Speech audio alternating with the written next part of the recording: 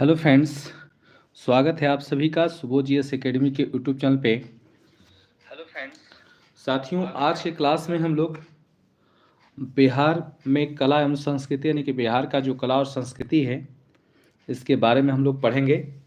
और यह जो टॉपिक है बिहार के एग्ज़ाम से संबंधित, चाहे वो बीपीएससी टीचर हो, बिहार दरोगा हो, बीपीएससी प्रशासनिक सेवा हो या बीएसएससी का एग्ज़ाम हो, ठीक है। सारे एग्ज़ाम में बिहार से संबंधित जो भी एग्ज़ाम है यहाँ से क्वेश्चन पूछने का संभावना रहता है और एक न एक क्वेश्चन पूछा जाता है।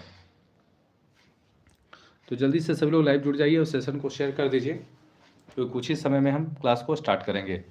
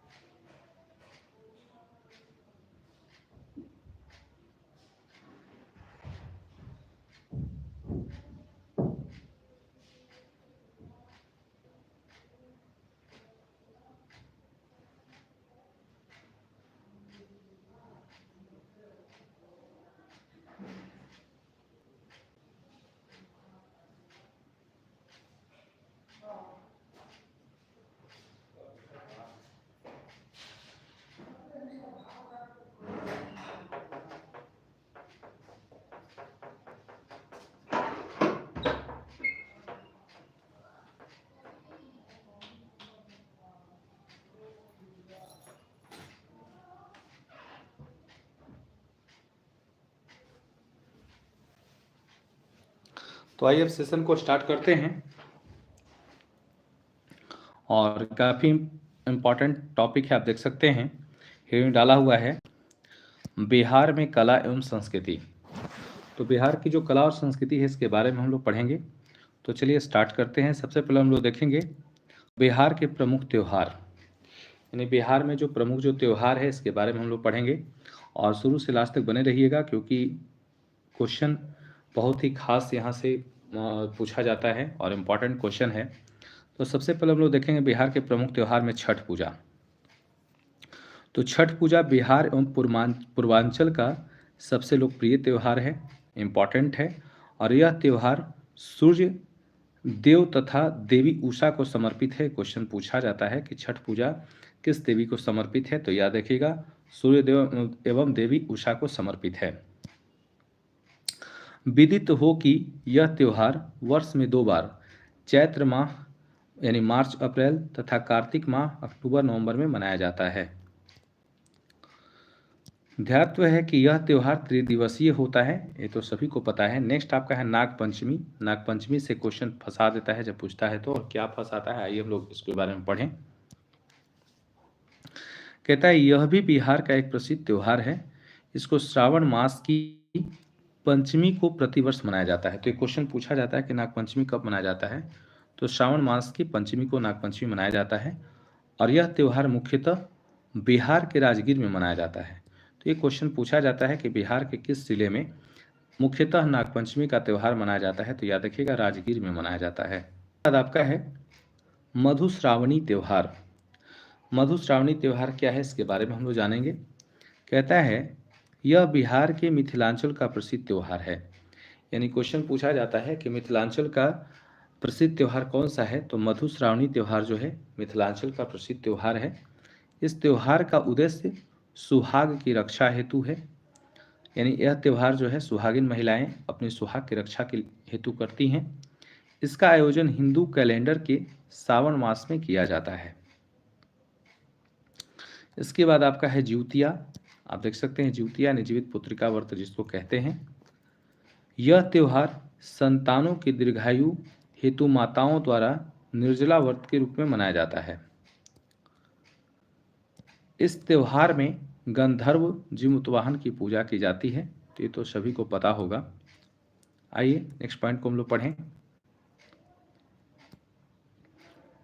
दिया हुआ है यह एक त्रिदिवसीय त्यौहार है। तो क्वेश्चन पूछा जाता है कि ज्योतिया कितने दिनों का त्यौहार है। तो याद रखिएगा त्रिदिवसीय त्यौहार है। इसका आयोजन आश्विन मास यानी सितंबर में किया जाता है। बिहार का प्रसिद्ध देव सूर्य मंदिर औरंगाबाद जिला में स्थित है। आपसे क्वेश्चन पूछेगा कि बिहार का प्रसिद्ध सूर्य मंदिर किस जिले में है।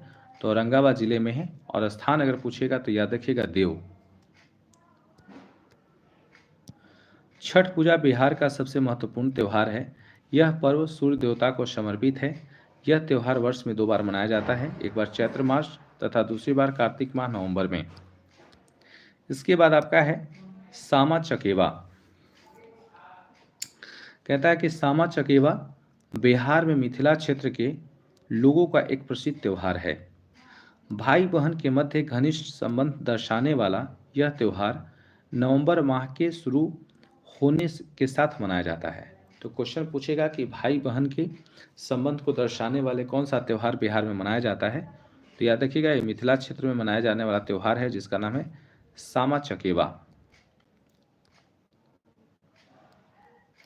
इसके बाद आपका है इसके अतिरिक्त यह त्यौहार झारखंड एवं पश्चिम बंगाल के कुछ लोगों के द्वारा भी मनाया जाता है। यानी सामा चकेवा जो है बिहार के अलावा झारखंड और पश्चिम बंगाल में भी मनाया जाता है। यह त्यौहार एक महिला के अपने पति एवं एक देवी के प्रति समर्पण का प्रतीक है।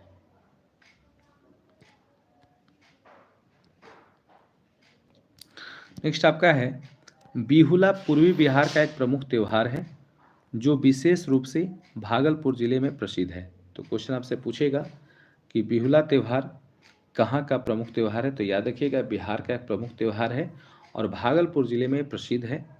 इस त्यौहार में लोग अपने परिवार के कल्याण के लिए मनसा देवी से प्रार्थना करते हैं। तो क्वेश्चन आपसे ऐसे ही पूछ सकता है कि बिहुला त्यौहार बिहार के किस जिले में मनाया जाता है। तो याद रखेंगे भागलपुर जिले में मनाया जाता है। हिंदू कैलेंडर के अनुसार यह त्यौहार कार्तिक माह के 7वें दिन प्रारंभ होकर कार्तिक पूर्णिमा को समाप्त हो जाता है। आरती गुप्ता लिख रहे हैं good evening sir. Good evening Aarti. देखिए बिहार स्पेशल का टॉपिक है और बिहार से संबंधित जितना भी एग्ज़ाम है, चाहे आप बीपीएससी टीचर की बात करें या बीपीएससी प्रशासनिक सेवा जो भी एग्ज़ाम है, सारे एग्जाम में यहाँ से एक ना एक क्वेश्चन पूछा जाता है।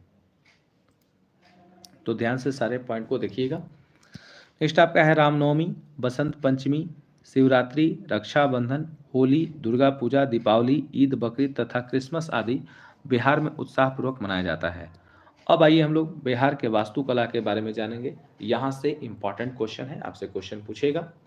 सबसे पहले जानेंगे कुम्हरार पटना से एक मौर्यकालीन विशाल कक्ष यानी संभवतः राजमहल का अवशेष मिला है। तो क्वेश्चन आपसे पूछ देगा कि मौर्यकालीन विशाल कक्ष बिहार में कहाँ मिला है। तो याद रखिएगा कुम्हरार यानी पटना में है, ठीक है। और क्या मिला है, तो संभवतः राजमहल का अवशेष मिला है जो मौर्यकालीन विशाल कक्ष है, ठीक है। नेक्स्ट आपका है मौर्यकालीन स्तंभ लेख। कहता है कि ये 4 स्थानों लौरिया नंदनगढ़, लौरिया अरेराज जो पश्चिमी चंपारण में है, रामपुरवा जो पूर्वी चंपारण में है और बसाड़ जो वैशाली में स्थापित है। यानी कि जो मौर्यकालीन जो स्तंभ मिला है बिहार के 4 स्थानों से मिला है। और कहाँ कहाँ से मिला है, तो याद रखिएगा लौरिया अरेराज जो कहाँ है, पश्चिमी चंपारण में है, रामपुरवा जो पूर्वी चंपारण में है, बसाड़ जो वैशाली में है और लौरिया नंदनगढ़ से मिला है। तो कभी कभी क्वेश्चन ये भी पूछ देता है कि लौरिया अरेराज कहाँ है। तो याद रखिएगा पश्चिमी चंपारण में है, रामपुरवा पूछेगा पूर्वी चंपारण, बसाड़ पूछेगा वैशाली में स्थापित है। नेक्स्ट आपका है ध्यान दीजिएगा बसाड़ स्तंभ पर सिंह, रामपुरवा स्तंभ पर नटुआ यानी बैल जिसको सांड कहते हैं, तथा लौरिया नंदनगढ़ स्तंभ पर सिंह की आकृति उत्कीर्ण है। ये भी क्वेश्चन इंपॉर्टेंट है। क्वेश्चन पूछता है कि बसाड़ का जो स्तंभ है उस पर किस पशु का चित्र जो है दिया गया है या बनाया गया है या कीर्तिमान है, सही करके देगा। तो याद रखिएगा बसाड़ वाले पर सिंह है, रामपुरवा वाले पर नटुआ बैल यानी कि सांड है, लौरिया नंदनगढ़ पे क्या है, उस पर भी सी है। ठीक है, याद रखिएगा। ये चुनार के धूसर बलुआ पत्थर से निर्मित है तथा इन पर चमकीले पॉलिश भी की गई है। यानी कि ये जो स्तंभ जो मिला है ये चुनार के धूसर बलुआ पत्थर से निर्मित है, यानी धूसर बलुआ पत्थर से बनाया गया है और इन पर चमकीली पॉलिश भी की गई है। अब हम लोग पढ़ेंगे नेक्स्ट पॉइंट। बराबर की पहाड़ियों जो गया में है, अशोक एवं दशरथ द्वारा आजीवक संप्रदाय के लिए गुफाओं का निर्माण किया गया था। बीपीएससी में क्वेश्चन पूछा गया है कि बराबर की पहाड़ियाँ जो बिहार में है वो किस जिले में है, तो याद रखिएगा गया में है और यह अशोक एवं दशरथ के द्वारा आजीवक संप्रदाय के लिए गुफाओं का निर्माण किया गया था। यानी बराबर की पहाड़ियों में जो है आजीवक संप्रदाय के लिए गुफाओं का निर्माण अशोक और दशरथ के द्वारा किया गया था, ये आपको याद रखना है। नेक्स्ट आपका पॉइंट है ओदंतपुरी नालंदा एवं विक्रमशिला महाविहार का निर्माण। यानी बिहार में ओदंतपुरी नालंदा एवं विक्रमशिला महाविहार का निर्माण भी है। सासाराम में शेरशाह का मकबरा, झील के मध्य अष्टकोणीय मकबरा अफगान स्थापत्य कला शैली का उदाहरण है। इंपॉर्टेंट क्वेश्चन है, क्वेश्चन पूछता है कि सासाराम में जो झीलों के बीच अष्टकोणीय शेरशाह का मकबरा है वह कौन से स्थापत्य कला शैली का उदाहरण है, तो याद रखिएगा अफगान स्थापत्य कला शैली का उदाहरण है। और कभी कभी तो ये पूछ लेता है कि सासाराम में जो झीलों के बीच अष्टकोणीय मकबरा है वो किसका है, तो शेरशाह का है। अब हम लोग मूर्ति कला के विकास के बारे में पढ़ेंगे। गुड इवनिंग रंजीत जी, तो सेशन को आप लोग शेयर कर दीजिए और अभी तक अगर वीडियो को लाइक नहीं किए हैं तो लाइक कर दीजिए। आइए मूर्ति कला में हम लोग पढ़ेंगे। पहला पॉइंट है पटना के दीदारगंज से प्राप्त यक्षी यानी स्त्री की मूर्ति। कहता है कि मौर्यकालीन, मतलब यह जो मूर्ति है मौर्यकालीन है, तो क्वेश्चन आपसे पूछेगा कि पटना के कहाँ से मौर्यकालीन मूर्ति जो यक्षी की मूर्ति है वो प्राप्त हुआ है, तो याद रखिएगा दीदारगंज से प्राप्त हुआ है। नेक्स्ट आपका पॉइंट है भागलपुर के सुल्तानगंज से प्राप्त बुद्ध की ताम्र मूर्ति लगभग 223 सेंटीमीटर ऊंचाई वाली एक गुप्तकालीन मूर्ति है, वर्तमान में इंग्लैंड के बर्मिंघम संग्रहालय में संरक्षित है। इंपॉर्टेंट क्वेश्चन है, आपसे क्वेश्चन पूछेगा कि भागलपुर के सुल्तानगंज से जो ताम्र मूर्ति जो बुद्ध भगवान की जो मूर्ति प्राप्त हुई थी वो कहाँ पे वर्तमान समय में रखा गया है, तो याद रखिएगा इंग्लैंड के बर्मिंघम के संग्रहालय में रखा गया है और इसकी ऊंचाई कितनी है, तो 233 सेंटीमीटर है, सॉरी 223 सेंटीमीटर है। पाल काल में तांबे एवं कांसे की मूर्तियों का निर्माण किया गया। अधिकांश मूर्तियां बुद्ध एवं बौद्ध धर्म से प्रभावित है। ये भी क्वेश्चन आपसे पूछेगा कि पाल काल में जो है, पाल काल में सर्वाधिक कौन सी मूर्तियां बनाई गई हैं, तो बुद्ध धर्म से जुड़ा हुआ है, यानी भगवान बुद्ध का बनाया हुआ है। और यह मूर्ति जो है याद रखिएगा अधिकतर जो है कांसे का बनाया गया है। धीमान एवं बिठपाल जिसको बिनंतपाल भी कहते हैं ने कांस्य प्रतिमाओं के निर्माण में महत्वपूर्ण भूमिका निभाई है। तो क्वेश्चन आपसे पूछ सकता है कि पाल कला में या पाल काल में जो कांसे की जो मूर्तियां बनाई गई है उसके मूर्तिकार कौन थे, तो याद रखिएगा विट्ठल पाल जिनको बिन्नत पाल भी कहते हैं, ठीक है, और धीमान नाम के दो व्यक्ति थे, इन्होंने अपनी महत्वपूर्ण भूमिका निभाई है। नेक्स्ट आपका पॉइंट है कुम्हरार से विभिन्न पशु पक्षी तथा नर नारियों की मृण मूर्तियां मिली है। तो क्वेश्चन ये भी पूछता है कि कहाँ से पशु पक्षी तथा नर नारियों की मृण मूर्तियां मिली है, तो कुम्हरार, और कुम्हरार कहाँ है, पटना में है। अब आगे हम लोग पढ़ेंगे कला एवं शिल्प, ठीक है, यानी बिहार की जो कला और शिल्प है इसके बारे में हम लोग पढ़ेंगे। देखिए बिहार का हम आपको पहले ही बता दिए कि कला और स्थापत्य कला हो या शिल्प कला हो, इससे जुड़ी हुई जितना भी क्वेश्चन है आज मैं एक ही क्लास में आपको सारा करा दूंगा। और यकीन मानिए आज के बाद आपको फिर पढ़ने का जरूरत नहीं पड़ेगा, बशर्ते आप इतना कीजिएगा कि क्लास समाप्त होने के बाद वीडियो को 2 से 3 बार देख लीजिएगा और नोट जरूर बना लीजिएगा, आपको याद हो जाएगा। आइए अब हम लोग कला एवं शिल्प में पढ़ें। टिकुली कला, ये क्वेश्चन इम्पॉर्टेंट है। कहता है कि इस शिल्प की उत्पत्ति पटना शहर में मानी जाती है। तो क्वेश्चन आपसे पूछेगा कि बिहार में टिकुली कला की उत्पत्ति कहाँ मानी जाती है, कहाँ से हुई थी, तो पटना शहर मानी जाती है, पटना शहर से हुई थी। प्राचीनता के संदर्भ में बात करें तो यह लगभग 800 साल पुरानी मानी जाती है। यानी बिहार की जो टिकुली कला है यह लगभग 800 साल पुरानी है। इसमें कांच को पिघलाना, प्राकृतिक रंगों में ट्रेंस पैटर्न जोड़ना और उसके बाद में इसे टिकुली या बिंदी बनाने के लिए सोने की पन्नी से अलंकृत करना शामिल है। इसे विवाहित भारतीय महिलाओं द्वारा अपने माथे पर पहना जाता है, ये तो आप लोग को पता ही होगा। ठीक है, अब आइए बांस और बेंत शिल्प। आप पटना जाते होंगे तो देखते होंगे सड़कों पे बांस और बेंत का बना हुआ फर्नीचर आपको मिलेगा, उसी के बारे में हम लोग पढ़ना है। बांस और बेंत शिल्प ये क्या है, कहाँ से प्राप्त हुआ है, कहाँ इसका फेमस स्थान है, इसके बारे में लोग देखेंगे। देखिए, कहता है बिहार में बांस और बेंत के शिल्प का एक समृद्ध ऐतिहासिक अतीत है जो आधुनिक शहरी लोगों की प्राथमिकताओं के साथ समामेलित है। चूंकि बिहार का उद्विकास मगध महाजनपद, मौर्य साम्राज्य और गुप्त साम्राज्य जैसे शक्तिशाली राजवंशों की परंपरा में हुआ, इसलिए कारीगरों को उनसे प्रोत्साहन मिला था। समय के साथ अतीत की परंपरा और आधुनिक युग की शैली ने बिहार में बांस और बेंत शिल्प को और अधिक विकसित किया है। प्रागैतिहासिक युग से शुरू हुई बिहार में बांस और बेंत के शिल्प में टोकरियां, घरेलू सामान, बुने हुए मैट, फर्नीचर और बेंत के उत्पाद जैसे बेंत के फर्नीचर और अन्य समाजवटी वस्तुएं शामिल हैं। अधिकांश कारीगर बिहार के आदिवासी लोग हैं। इस सवाल आपसे पूछेगा कि बिहार में बांस और बेंत शिल्प कला जो है इसमें अधिकांश कारीगर कौन हैं, तो आदिवासी लोग हैं जो बांस और बेंत से उपयुक्त वस्तुएं निपुणता से निर्मित करते हैं। मुख्यतः भोटिया जनजाति, ये इंपॉर्टेंट क्वेश्चन है, याद रखिएगा, ये पीपीआई क्वेश्चन है, ऐसा क्वेश्चन पूछा जाता है।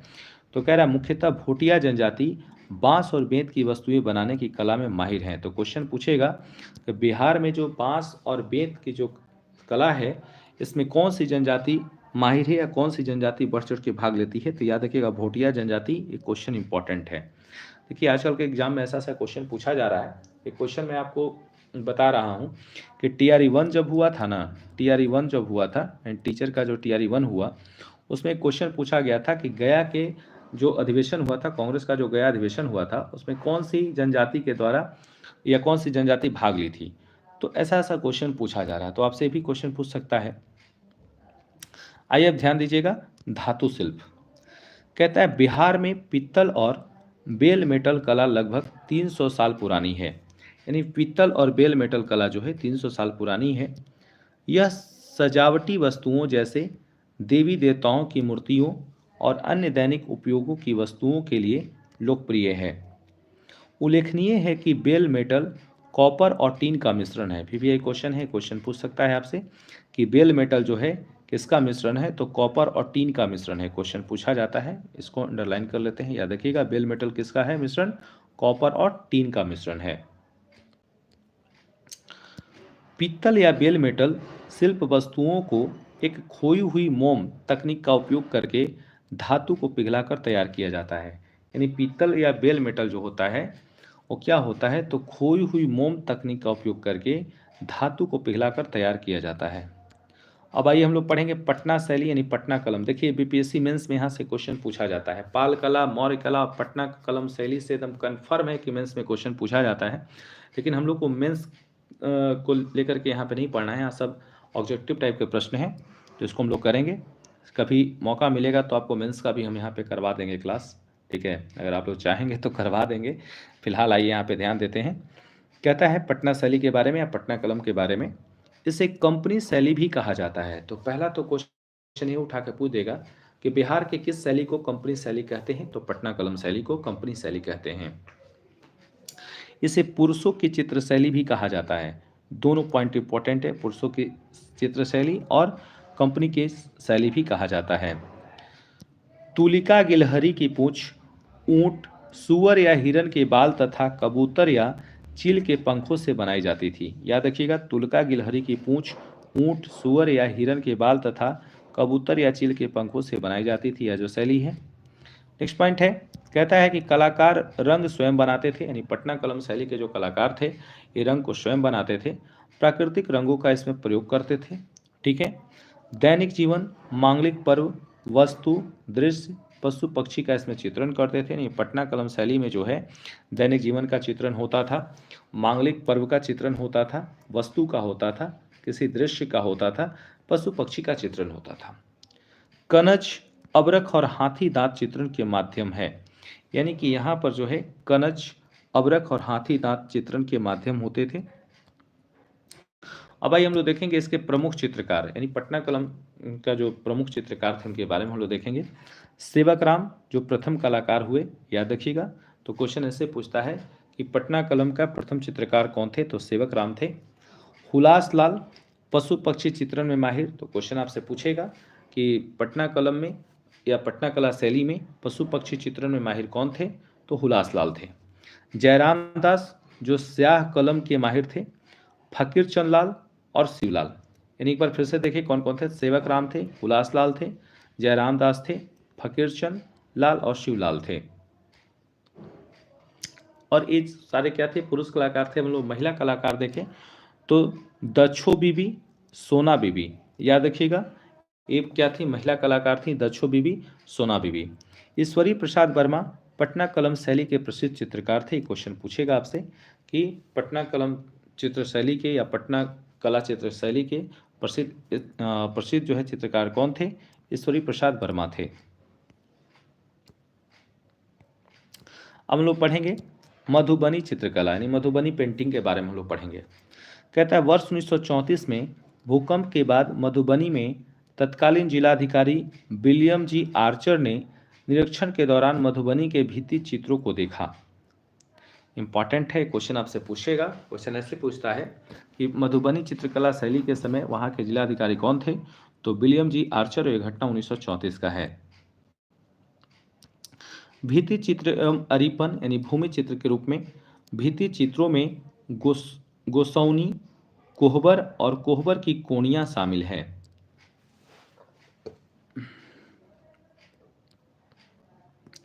नेक्स्ट आपका पॉइंट है, कहता है गोसौनी या गोसनी धार्मिक चित्र है, जबकि कोहबर में प्रतीक एवं तांत्रिक विषयों पर चित्र बनाए जाते हैं। ये इंपॉर्टेंट है, याद रखिएगा। क्वेश्चन पूछता है कि कोहबर में कौन से प्रतीक बनाए जाते हैं, तो याद रखिएगा कोहबर में प्रतीक एवं तांत्रिक विषयों पर चित्र बनाए जाते हैं। कोहबर वस्तुतः उस स्थान को कहा जाता है जहां विवाह के समय कुल देवता की स्थापना होती है। इंपॉर्टेंट है। आप देखते होंगे आपके घर में किसी का शादी हुआ होगा या शादी होने वाली होगी, तो आप देखते हैं कि कोहबर जो होता है उसमें क्या होता है, तो कुल देवता की स्थापना की जाती है। तो वही यहाँ पे कह रहा है कि कोहबर वस्तुतः क्या है, उस स्थान को कहा जाता है जहाँ विवाह के समय कुल देवता की स्थापना होती है। पहले केवल भित्ति चित्र बनते थे, जबकि वर्तमान में कागज एवं कपड़े पर भी चित्रकारी की जाती थी। चटक रंगों लाल, पीला, हरा आदि का अधिक प्रयोग होता था, यानी कि जो मधुबनी पेंटिंग है इसमें चटक रंगों लाल, पीला, हरा आदि का प्रयोग होता था। अब सबसे इम्पॉर्टेंट जो यहाँ पे क्वेश्चन है, ये वाला पॉइंट आप देख सकते हैं, ये काफ़ी इम्पॉर्टेंट है। आप यकीन मानिए 2026 तक का भी अगर आप एग्ज़ाम देते हैं, बिहार एसएससी, बीपीएससी टीचर, तो यहाँ से आपसे क्वेश्चन ज़्यादातर पूछने का संभावना बनता है। तो आइए इसके बारे में हम लोग जानेंगे। पद्मश्री सीता देवी, पद्मश्री भगवती देवी, पद्मश्री गंगा देवी, महासुंदरी देवी, भारती दयाल आदि प्रमुख चित्रकार हैं। तो क्वेश्चन आपसे पूछेगा कि मधुबनी पेंटिंग के या मधुबनी चित्रकला शैली के कितने चित्रकारों को पद्मश्री से या पद्मश्री सम्मान दिया गया है, तो याद रखिएगा सीता देवी, भगवती देवी, गंगा देवी, महासुंदरी देवी, है ना, और भारती दयाल आदि प्रमुख चित्रकार इसके क्या है, फेमस हैं। नेक्स्ट हम लोग का मंजूषा शैली। कहता है मंजूषा शैली में क्या क्या पढ़ना है, ये ध्यान दीजिएगा। पहला पॉइंट है बिहुला बिसहरी की प्रेम कथा मुख्य विषय है, यानी क्वेश्चन पूछता है कि बिहुला बिसहरी की प्रेम कथा, ठीक है, बिहुला बिसहरी की प्रेम कथा का मुख्य विषय किसमें मिलता है, तो याद रखिएगा मंजूषा शैली में। इसे सर्प चित्रकारी भी कहते हैं, यानी मंजूषा शैली को क्या कहते हैं, सर्प चित्रकारी भी कहते हैं। रेखा प्रधान 3 रंगों की कला है। मुख्यतः भागलपुर क्षेत्र में यह प्रचलित है। तो आपसे ये भी क्वेश्चन पूछेगा कि मंजूषा चित्रकला शैली कहाँ प्रचलित है, तो भागलपुर क्षेत्र में प्रचलित है। चक्रवर्ती देवी व निर्मला देवी प्रमुख चित्रकार हैं, याद रखेंगे, यानी कि मंजूषा शैली के चक्रवर्ती देवी और निर्मला देवी इसके प्रमुख चित्रकार हैं, जिन्हें सीता देवी पुरस्कार से सम्मानित किया गया है। तो क्वेश्चन आपसे पूछेगा कि क्वेश्चन ये पूछेगा, याद रखिएगा, क्वेश्चन पूछेगा कि मंजूषा मंजूषा चित्रकला शैली के किस चित्रकार को सीता देवी पुरस्कार से सम्मानित किया गया है। तो याद रखिएगा निर्मला देवी, ठीक है, और सीता देवी को याद रखिएगा, निर्मला देवी और सीता देवी को जो है, और चक्रवर्ती देवी को क्या किया गया है, तो सीता देवी पुरस्कार से सम्मानित किया गया है। तो फिर से एक बार क्वेश्चन जानिए, आपसे क्वेश्चन पूछेगा कि मंजूषा चित्रकला शैली के किस कलाकार को या किस चित्रकार को सीता देवी पुरस्कार से सम्मानित किया गया है, तो चक्रवर्ती देवी और निर्मला देवी। अब हम लोग पढ़ेंगे बिहार के लोक नाट्य। देखिए ये भी काफ़ी इंपॉर्टेंट है, यहाँ से क्वेश्चन पूछता है। तो सबसे पहले तो विदेशिया है, याद रखिएगा, बिहार के लोक नाट्य कौन कौन है, विदेशिया है, जट जाटिन है, डोमकच है, समा चकेवा है। तो सबसे पहले हम लोग पढ़ेंगे विदेशिया के बारे में। कहता है भोजपुर क्षेत्र में यह लोकप्रिय है और यह पुरुषों द्वारा अभिनीत किया जाता है। यानी आपसे क्वेश्चन पूछेगा कि विदेशिया लोकनाट्य किस राज्य का है, तो बिहार का है, और ये कहाँ प्रचलित है, भोजपुर क्षेत्र में लोकप्रिय है और यह पुरुषों द्वारा अभिनीत किया जाता है। दूसरा आपका जट जाटिन है, कहता है यह अविवाहित लड़कियों द्वारा अभिनीत किया जाता है। जट जाटिन के वैवाहिक जीवन का प्रदर्शन है, यानी जट जाटिन के क्या है, वैवाहिक जीवन का प्रदर्शन है, और ये अविवाहित लड़कियों द्वारा किया जाता है। फिर आपका डोमकच है, कहता है घरेलू नाट्य है। तो क्वेश्चन पूछेगा कि बिहार का कौन सा घरेलू नाट्य है, तो डोमकच है, यह महिलाओं द्वारा प्रस्तुत होता है। आपका फिर है सामा चकेवा, यह प्रश्नोत्तर शैली में बालिकाओं द्वारा अभिनीत है। यानी सामा चकेवा जो है ये प्रश्नोत्तर शैली में है और ये बालिकाओं द्वारा यानी कि लड़कियों द्वारा अभिनीत किया जाता है। उसके बाद आपका है कीर्तनिया, ये भक्तिपूर्ण लोकनाट्य है। श्री कृष्ण की लीलाओं का वर्णन इसमें मिलता है। तो याद रखिएगा कीर्तनिया में किसका वर्णन मिलता है, श्री कृष्ण की लीलाओं का वर्णन मिलता है। इसके बाद हम लोग पढ़ेंगे बिहार के लोक नृत्य, काफ़ी इंपॉर्टेंट है, बिहार के लोक नृत्य में क्वेश्चन पूछा जाता है, ध्यान दीजिएगा। पहला है कठघोड़वा, ठीक है, बिहार का लोक नृत्य याद रखिएगा, यहाँ से क्वेश्चन पूछा जाता है। तो पहला आपका है कठघोड़वा है, दूसरा आपका लौंडा डांस है, तीसरा करिया झूमर है, जोगीड़ा है, पवड़िया है, घोसिया है, झिझिया, खोल्डीन, विद्यापति, झरनी आदि। ये सब क्या है, बिहार के लोक नृत्य हैं, यानी बिहार के लोक डांस हैं। अब हम लोग देखेंगे बिहार के मेले, मेले से भी क्वेश्चन पूछा जाता है। बिहार भारत के पूर्वी भाग में स्थित है और यह देश के बाकी हिस्सों के साथ सांस्कृतिक संबंध साझा करता है।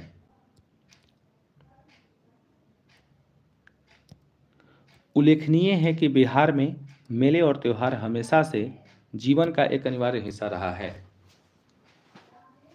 एक मिनट टाइम दीजिएगा, थोड़ा सा पानी पी लेते हैं।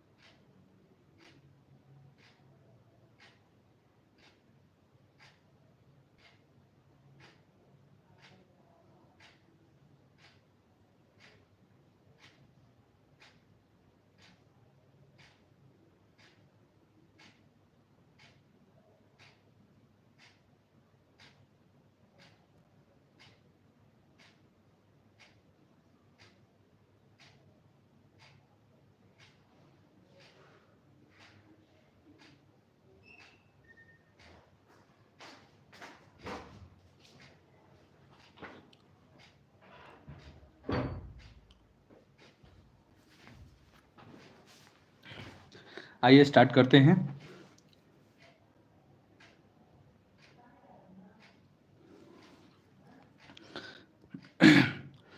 नेक्स्ट आपका पॉइंट है, कह रहा है ये मेले इस मायने में प्रासंगिक है कि वे विभिन्न समुदायों को करीब लाकर उनके बीच की खाई को कम करते हैं और उन्हें खुश रहने का अवसर मुहैया कराते हैं। मेले के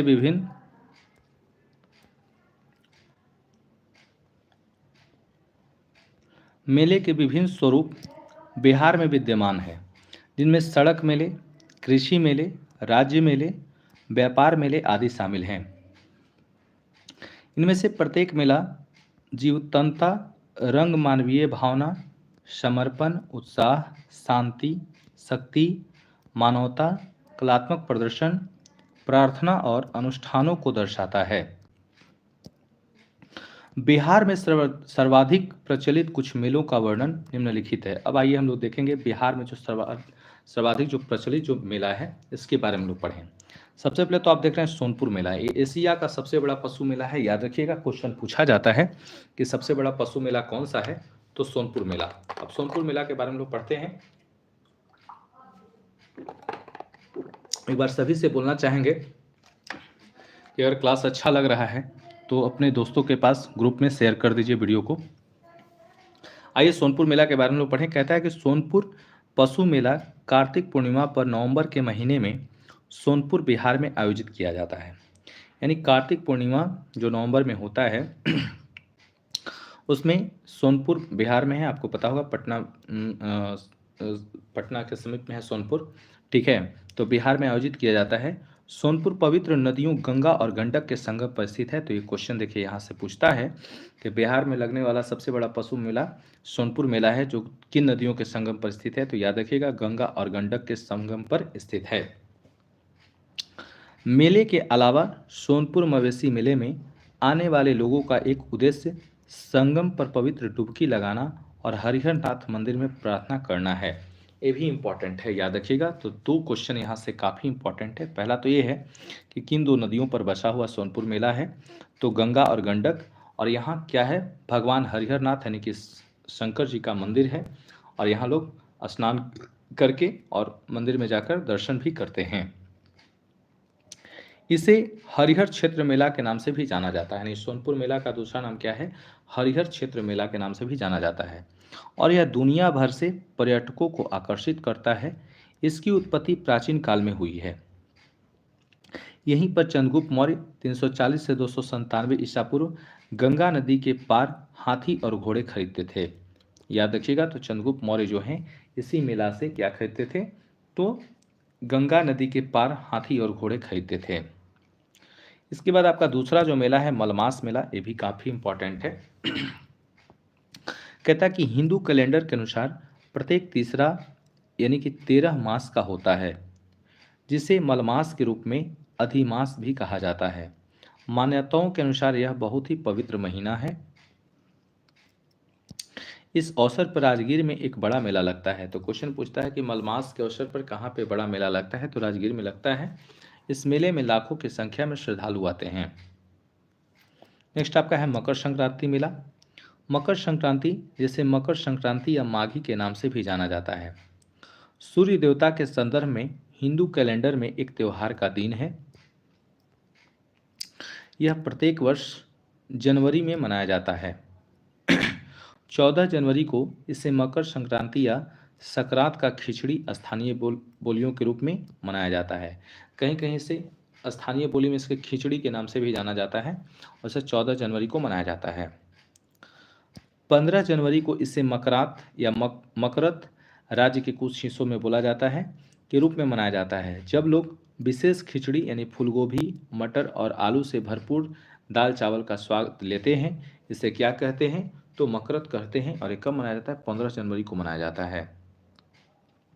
इसके बाद आपका है पितृ पक्ष मेला। ये आपको पता ही है, गया में लगता है, ठीक है। कहता है ऐतिहासिक रूप से गया को हिंदुओं के लिए सबसे पवित्र शहरों में से एक माना गया है। तो क्वेश्चन आपसे पूछेगा कि ऐतिहासिक रूप से हिंदुओं के लिए बिहार का सबसे पवित्र शहर कौन सा है, तो याद रखिएगा गया है। बिहार का क्या मतलब, पूरे अगर विश्व की मैं बात करूं तो हिंदुओं का सबसे पवित्र यही माना जाता है। ठीक है। पितृपक्ष के दौरान हिंदू अपने पूर्वजों की पूजा करते हैं, श्राद्ध कर्म करते हैं और पिंडदान करते हैं। ऐसा माना जाता है कि इससे दिवंगत आत्मा को मोक्ष मिलता है, यानी कि जो दिवंगत आत्मा, जैसे पूर्वज लोग को यहाँ पे क्या होता है, पिंडदान किया जाता है ना। और ऐसा मान्यता है हिंदू ग्रंथों में कि जो पूर्वजों की जो दिवंगत जो आत्मा है उनका क्या होगा, यहाँ पे मोक्ष मिलता है, ऐसी मान्यता है। पिंडदान समारोह का इतिहास भगवान बुद्ध के समय से चला आ रहा है। ये इंपॉर्टेंट क्वेश्चन है, क्वेश्चन आपसे पूछेगा कि पिंडदान का इतिहास किसके समय से चलते आ रहा है, तो भगवान बुद्ध के समय से चलते आ रहा है। ऐसा माना जाता है कि उन्होंने गया में पहला पिंडदान किया था। तो क्वेश्चन आपसे पूछेगा कि गया में पहला पिंडदान किसने किया, तो भगवान बुद्ध के द्वारा जो है गया में पहला पिंडदान किया गया था। इसके बाद हम लोग देखेंगे श्रावणी मेला। श्रावणी मेला देवघर, जो भी वर्तमान में झारखंड में है, आयोजित किया जाता है, जहां देश भर से लाखों श्रद्धालु बाबा बैद्यनाथ मंदिर में इकट्ठा होते हैं। यह मेला ज़्यादातर जुलाई और अगस्त के महीनों में पड़ता है। यह 30 दिनों तक चलता है और इसे दुनिया का सबसे बड़ा और सबसे लंबा धार्मिक मेला माना जाता है। इम्पॉर्टेंट क्वेश्चन है, याद रखिएगा। दुनिया का सबसे धार्मिक और सबसे बड़ा प्रसिद्ध मेला अगर कोई पूछेगा तो याद रखिएगा श्रावणी मेला। और कहाँ लगता है, तो 31 दिनों तक चलता है। कहाँ लगता है, तो याद रखिएगा देवघर में। सावन के महीने में लाखों कांवरिया सुल्तानगंज में गंगा से पवित्र जल एकत्र करते हैं। इसे एक कांवर यानी कि गोफन जिसको कहते हैं, पर बर्तन में ले जाते हैं और देवघर यानी झारखंड में बैद्यनाथ धाम में ज्योतिर्लिंग पर चढ़ाते हैं।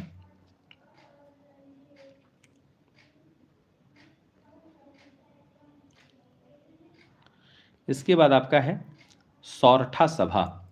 ठीक है, सौरठा सभा को हम लोग पढ़ेंगे।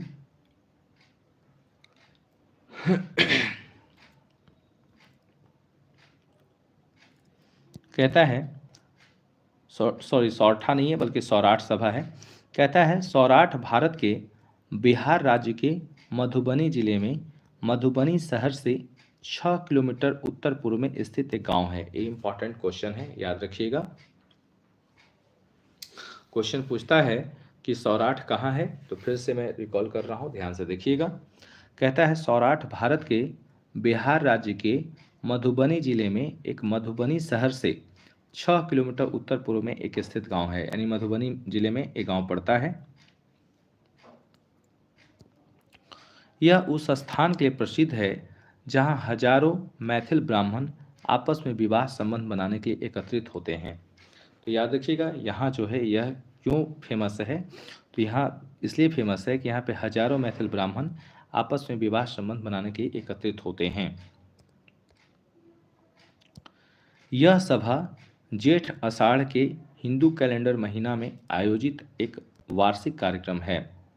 यह एक महत्वपूर्ण सामाजिक सभा थी जहां मैथिल लड़के और लड़कियों का विवाह पंजीकरों यानी कि रजिस्टर के द्वारा कुंडली मिलान के बाद तय किया जाता था या तय किया जाता है।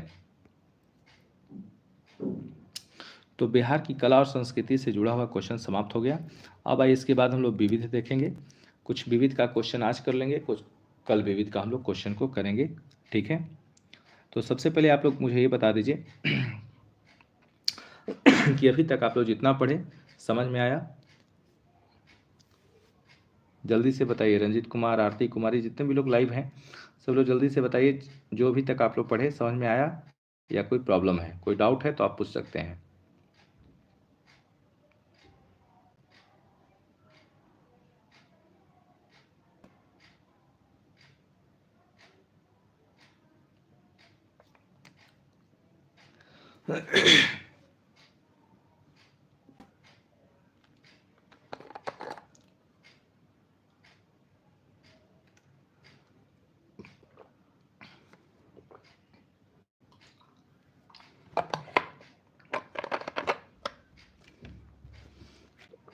आइए अब आगे हम लोग पढ़ते हैं विविध।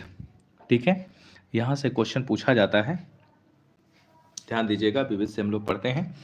देखिए विविध का प्रश्न कुछ आज करेंगे, कुछ हम लोग कल करेंगे। सबसे पहले हम लोग देखेंगे विविध में आपका टॉपिक है बिहार की प्रमुख जनजातियां। अब बिहार की प्रमुख जनजातियां हैं, देखिए मैं आप लोग को बार बार बोल रहा हूँ, याद रखिए ये जितना आज का जो क्लास है ना काफ़ी इम्पोर्टेंट है। और यकीन मानिए, बिट्टू मिश्रा लिख रहे हैं यस सर, आरती नो सर, बिट्टू मिश्रा लिख रहे हैं कोई प्रॉब्लम नहीं सर, आरती गुप्ता कोई प्रॉब्लम, चलिए चलिए कोई बात नहीं है, कोई प्रॉब्लम नहीं है। तो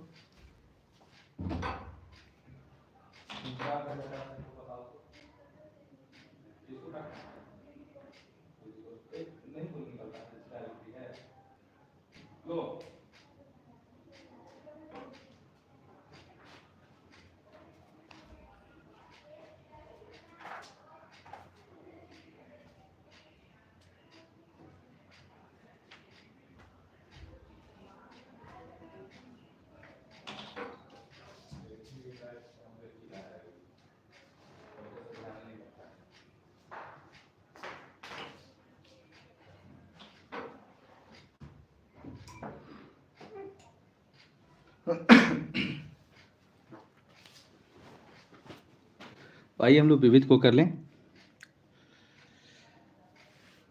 चलिए, कहता है नवंबर 2000 में बिहार से पृथक होकर झारखंड एक नया राज्य बन गया। पहला तो ये सवाल पूछेगा कि बिहार का अब तक कितने बार बंटवारा हुआ है। जल्दी से सभी लोग बताइए तो बिहार का अब तक कितने बार बंटवारा हो चुका है। अभी तक जितने भी लोग लाइव जुड़े हुए हैं सभी लोग से सवाल है, बिहार का अब तक कितने बार बंटवारा हो चुका है। जिस तरीके से बंगाल का 2 बार बंटवारा हुआ है, आप लोग को पता होगा बंगाल का 2 बार विभाजन हुआ है। एक हुआ 1905 ईस्वी में, जो बंगाल 2 भागों में बटा, पूर्वी बंगाल और पश्चिमी बंगाल। एक हुआ 1912 ईस्वी में, याद रखिएगा, जो बंगाल से बिहार अलग हुआ। तो आपसे मैं सवाल ये पूछ रहा हूँ कि बिहार का अब तक कितने बार बंटवारा हो चुका है।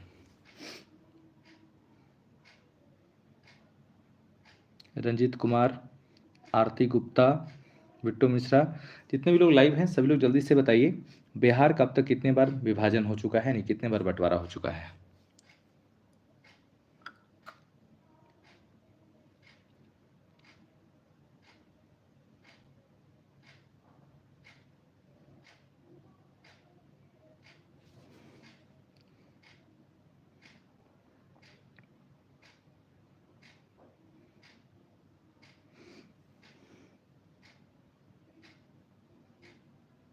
आइए मैं बता दे रहा हूँ, याद रखिएगा बिहार का अब तक 2 बार बंटवारा हो चुका है। पहला बार विभाजन हुआ 1936 ईस्वी में, जो बिहार से अलग होकर के हम लोग का उड़ीसा राज्य बनता है।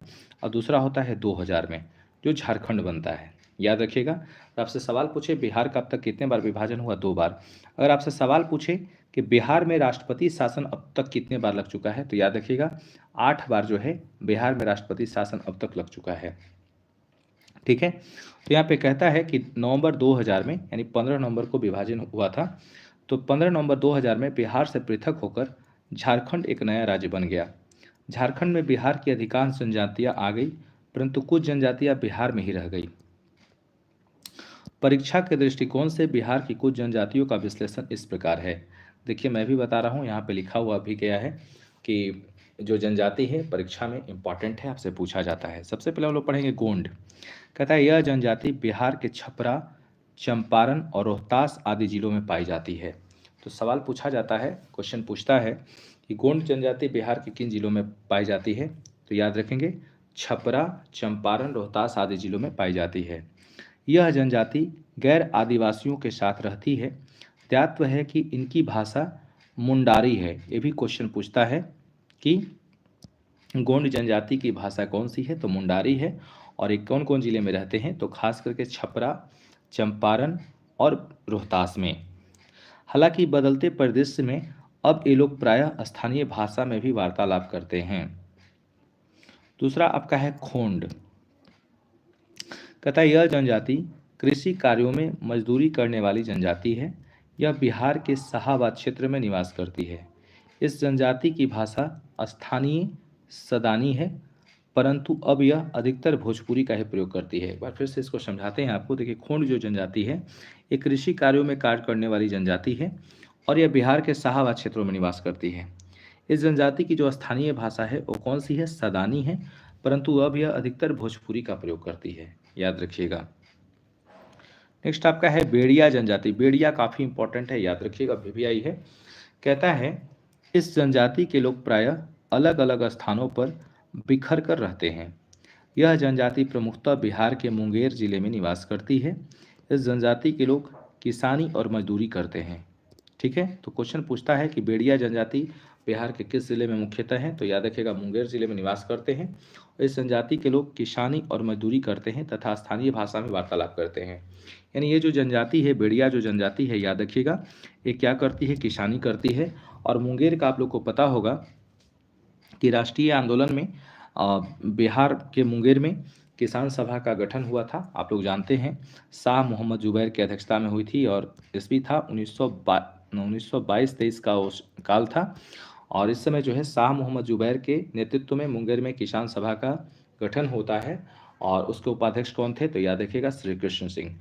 तो क्वेश्चन आपसे पूछ सकता है कि मुंगेर में किसान सभा के गठन कौन किए थे, तो शाह मोहम्मद जुबैर जी किए थे। और क्या बोलते हैं उसके मतलब उपाध्यक्ष कौन थे या सचिव कौन थे, तो याद रखिएगा कौन थे, श्री कृष्ण सिंह। नेक्स्ट पॉइंट कहता है उरांव जनजाति। यह उरांव जनजाति जो है, ये कहता है कि निरीजातीय समूहों, प्रोटो ऑस्ट्रेलियाइड और द्रविड़ परिवारों से संबंध रखने वाली उरांव जनजाति मुख्य रूप से झारखंड में निवास करती है। विविध तो हो कि बिहार में झारखंड विभाजन के बाद यह जनजाति थोड़ी मात्रा में रोहतास, बक्सर, दरभंगा, भागलपुर और चंपारण आदि जिलों में निवास करती है।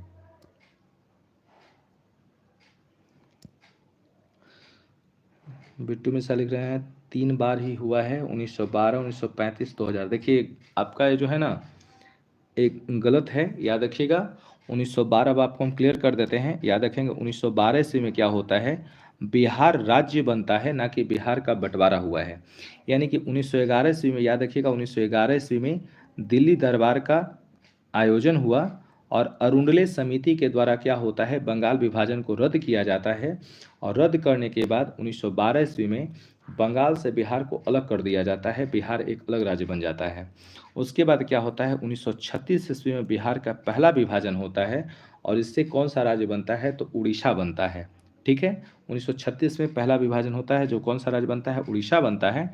और उसके बाद आपका 15 नवंबर, याद रखेंगे, 15 नवंबर 2000 को, ठीक है, 2000 का पुनः बिहार का दोबारा विभाजन होता है और एक नया राज्य बनता है जिसका नाम है झारखंड। तो याद रखिए बिहार का विभाजन 2 बार ही हुआ है। ठीक है, और 1935 तो बिल्कुल गलत है, 1935 में नहीं हुआ है। अगर आप कहीं पढ़े हैं, कोई बुक में लिखा हुआ है, कोई अखबार में लिखा हुआ है, तो उसको जल्दी से फाड़ कर फेंक दीजिए। ठीक है, आइए ध्यान दीजिएगा। तो कहता है, हम लोग उरांव जनजाति के बारे में पढ़ रहे हैं, तो कहता है कि यह जनजाति जो है थोड़ी मात्रा में रोहतास, बक्सर, दरभंगा, भागलपुर और चंपारण आदि जिलों में निवास करती है। तो क्वेश्चन आपसे पूछेगा कि उरांव जनजाति बिहार के किस जिलों में निवास करती है, तो रोहतास, बक्सर, दरभंगा, भागलपुर और चंपारण आदि जिलों में निवास करती है। यह जनजाति बोगावत, प्रकृतिवाद, हिंदूवाद और ईसाईयत के मिश्रित सिद्धांतों का अनुसरण करती है। तो क्वेश्चन आपसे पूछेगा कि कौन सी जनजाति बोंगावाद, प्रकृतिवाद, हिंदूवाद और ईसाईयत के मिश्रित सिद्धांतों का अनुसरण करती है, तो याद रखिएगा उरांव। ठीक है, नेक्स्ट आपका है संथाल। देखिए संथाल विद्रोह भी काफ़ी इंपॉर्टेंट है। संथाल विद्रोह सबसे पहले जानेंगे कब हुआ था, तो 1855-56 में संथाल विद्रोह हुआ था। ठीक है, याद रखिएगा। अब आइए इसका हम लोग संथाल जनजाति के बारे में जानें। कहता है संथाल जनजाति संथाल परगना जो झारखंड की मूल जनजाति है। यह जनजाति बिहार में पूर्णिया, भागलपुर, सहरसा आदि जिलों में निवास करती है। इन्हें भी प्रोटो ऑस्ट्रेलियाइड परिवार से संबंधित माना जाता है। इसकी मूल भाषा संथाली है, जो ऑस्ट्रो एशियाटिक भाषा परिवार की भाषा है। विविध हो कि इस जनजाति के लोग बांग्ला, हिंदी आदि भाषाओं का भी प्रयोग करते हैं। तो इम्पॉर्टेंट है, याद रखिएगा, संथाल जो जनजाति हैं वो क्या करते हैं, तो बांग्ला, हिंदी आदि भाषा का प्रयोग करते हैं। और यहाँ से क्वेश्चन पूछा जाता है कि 1857 की क्रांति से पूर्व कौन सी क्रांति हुई थी, तो याद रखिएगा संथाल विद्रोह हुआ था। और कब हुआ था, 1855-56 में हुआ था। ठीक है, 55-56 में हुई थी संथाल विद्रोह। नेक्स्ट आपका है खैरवार। यह जनजाति मुख्यतः झारखंड में निवास करती है। इसके अतिरिक्त यह बिहार राज्य के रोहतासगढ़ क्षेत्र में भी पाई जाती है। यानी खैरवार जो है बिहार के रोहतासगढ़ में भी पाई जाती है। चूँकि यह जनजाति खैर घासों की पूजा करती है, इसलिए इसे खैरवा भी कहते हैं। यानी खैर घासों की पूजा करने के कारण इस जनजाति को क्या नाम दिया गया, तो खैरवार नाम दिया गया। इस जनजाति के लोगों की भाषा मूल मुंगरी है। इंपॉर्टेंट क्वेश्चन है, क्वेश्चन पूछेगा। खैरवार जनजाति के भाषा क्या है, मूल मुंगरी है, परंतु अब ये लोग बिहार के स्थानीय भाषा का प्रयोग करने लगे हैं। जितने भी जनजाति हैं सारे लोग स्थानीय भाषा का प्रयोग करने लगे हैं। सभी का अलग अलग अपना एक भाषा है और भाषा को आपको याद करना है। और याद कैसे करना है, तो सेशन समाप्त होने के बाद अगर आपके पास कॉपी और पेन है तो लिख लीजिए, नहीं तो समाप्त होने के बाद फिर से वीडियो को स्टार्ट कीजिएगा, क्योंकि वीडियो आपका हम पब्लिक कर देते हैं, देख सकते हैं और उसको नोट कर लीजिएगा। आइए हम लोग बात करेंगे गोराइत जनजाति के बारे में। कहता है बिहार के गया और भोजपुर जिले में निवास करने वाली यह जनजाति प्रोटो ऑस्ट्रेलियाई समूह से संबंध रखती है। नेक्स्ट आपका है चेरो जनजाति। कहता है मुख्य रूप से झारखंड के पलामू में निवास करने वाली चेरो जनजाति का एक छोटा सा हिस्सा बिहार के गया, रोहतास, भोजपुर और मुंगेर जिलों में पाया जाता है। यानी चेरो जनजाति जो है ये मुख्य रूप से कहाँ की है, पलामू में निवास करने वाली है। लेकिन बिहार में कहाँ कहाँ पे इनका हिस्सा पाया जाता है, तो गया, रोहतास, भोजपुर और मुंगेर जिलों में पाया जाता है। नेक्स्ट आपका है कोरा जनजाति। बिहार राज्य में जमुई, कटिहार और मुंगेर जिलों के कुछ हिस्सों में कोरा जनजाति निवास करती है। इनकी भाषा मुंडारी है। इंपॉर्टेंट है, याद रखिएगा, कोरा की भी भाषा क्या है, मुंडारी है। नेक्स्ट आपका है मुंडा। ये भी काफ़ी इंपॉर्टेंट है, तो मुंडा की हम लोग देखेंगे। कहता है बिहार के बक्सर और रोहतास जिले में मुंडा जनजाति का एक छोटा सा हिस्सा निवास करता है। इनकी भाषा मुंडारी है, हालांकि अब यह सदानी भी बोलने लगे हैं। ये स्थानांतरित कृषि पर निर्भर रहते हैं। इनके पूजनीय देवता सिंगठेन हैं। तो क्वेश्चन आपसे पूछेगा कि मुंडा जनजाति के पूजनीय देवता कौन है, तो याद रखिएगा सिंगठेन है। और इनकी भाषा कौन सी है, मुंडारी है, हालांकि अब यह सदानी भाषा भी बोलने लगे हैं। तो बिहार से संबंधित जितना भी इम्पोर्टेंट फैक्ट था, जितना भी इम्पोर्टेंट टॉपिक था, सबको आज मैं करा दिया हूँ। कल हम लोग पढ़ेंगे विविध में बिहार के प्रमुख जनजाति, और जो बाकी बच गए हैं वो पढ़ लेंगे। ठीक है, तो आप लोग को एक क्लास मेरा कैसा लगा आप लोग कमेंट करके बताएंगे। और आज आप लोग से एक प्रश्न मैं पूछ रहा हूँ, बताइएगा बिरसा मुंडा का जन्म कब हुआ था। क्वेश्चन यह है, बिरसा मुंडा का जन्म कब हुआ था। देखिए मुंडा जनजाति पढ़ाया है, तो मुंडा जनजाति से क्वेश्चन है बिरसा मुंडा का जन्म कब हुआ था। इस क्वेश्चन का जवाब आप लोग मुझे कमेंट बॉक्स में देंगे। ठीक है, और आप लोग को अगर मेरा प्रयास अच्छा लगा हो तो प्लीज़ वीडियो को ज़्यादा से ज़्यादा शेयर कीजिए। लगभग 1000-2000 जितने आपके ग्रुप हैं जहाँ भी हैं सब जगह शेयर कर दीजिए, और वीडियो को लाइक कीजिए। और अगर अभी तक आप मेरे चैनल को सब्सक्राइब नहीं किए हैं तो सब्सक्राइब कर लीजिए। ठीक है, तो आप लोग को मेरा प्रयास कैसा लगा, आप लोग इसके बारे में ज़रूर कमेंट करके बताइएगा।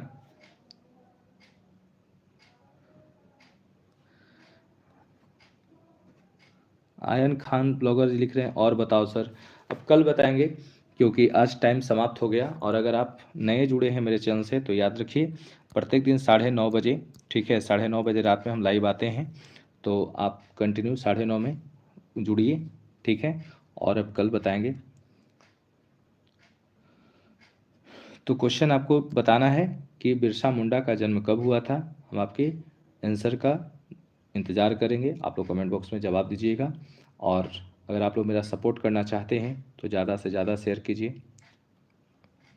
चलिए, तो फिर सेशन को यहीं पे समाप्त किया जाता है। कल फिर हम आप लोग से मिलेंगे रात में 9:30 में।